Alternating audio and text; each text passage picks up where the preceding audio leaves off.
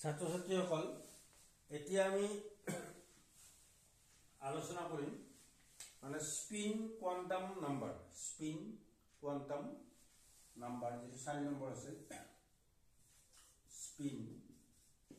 Electron spinning মানে spinning movement electron তো half part যদি এটা ইলেক্ট্রন এনেকে ঘুরে আধা পার্ট এনেকে ঘুরিব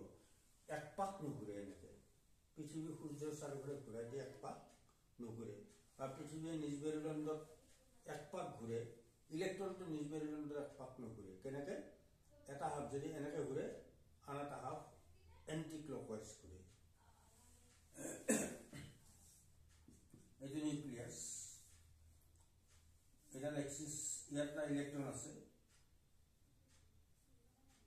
এই এক্সিসত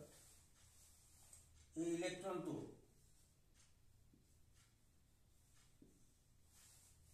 এক্সিসত যেটা ঘুরিব one half clockwise another half anti-clockwise. That means every electron has two spin quantum number plus half and minus half. Every electron has two spin quantum numbers plus half and minus half. এতিয়া এই দুটাইবিলাকৰ পৰা আমি electron এটার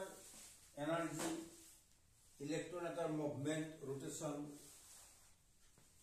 electron এটা মানে অরবিটেলত কেনেকে sub অরবিটেল বিলাক অরবিটত নাথাকি কেনেকে অরবিটেলত থাকিব অরবিটেল বিলাক আকৌ বিভিন্ন ডিরেকশনত থাকিব যার কারণে ইলেক্ট্রন রিপালশন কম হব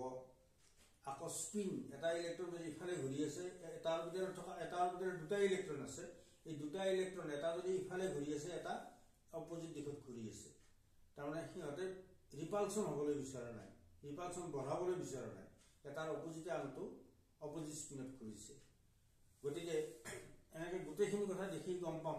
যে এই মডেলটোৱে কি কৈ আছে যে ইলেক্ট্রন মানে এটম এটা আটাইতকৈ ষ্টেবল ষ্টেটত থাকিব লাগিলে ইলেক্ট্রন বিলাক ক'ত থাকিব অৰবিটেল বিলাকত থাকিব অৰবিটেল বিলাক বিভিন্ন ডিৰেকশনত বিচৰিত হৈ আছে আৰু সেই ডিৰেকশন বিলাকত থকাৰ কাৰণে ইলেক্ট্ৰন বিলাকৰ মাজত ৰিপালশন কমিছে অৰ্থাৎ এটমটো কি আহিছে স্টেবিলিটি আহিছে এতিয়া আমি নেক্সট আলোচনা কৰিম মানে হেৰি এই অৰবিটেল অনুযায়ী আমি ইলেক্ট্ৰন বিলাকক কেনেকে সজাই যাম ক'ত ভৰাই যাম ইলেক্ট্ৰন বিলাক এটম এটাত কেনে ধৰণে আমি